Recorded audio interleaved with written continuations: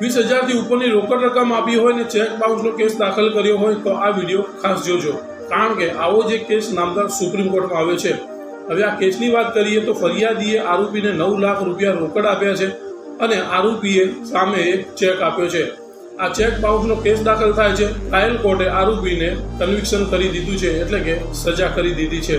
પરંતુ આ કેસ જાય છે નામદાર કેરલા હાઈકોર્ટમાં અને નામદાર કેરલા હાઈકોર્ટે ટ્રાયલ કોર્ટનું જજમેન્ટ ફેવરી નાખ્યું છે, એટલે કે આરોપીને છોડી દીધો છે। હવે આ કેસમાં નામદાર કેરલા હાઈકોર્ટે એવું અવલોકન કર્યું કે ઇન્કમટેક્સના કાયદાની કલમ 269(s) મુજબ 20,000થી ઉપરની રકમ રોકડમાં ના આપી શકાય, એટલે આ જે 9 લાખ રૂપિયા આપ્યા છે તે જ ગેરકાયદેસર છે, એટલે કે 138ના કેસમાં આ લેણું લેવાપાત્ર એટલે કે કાયદેસર નથી।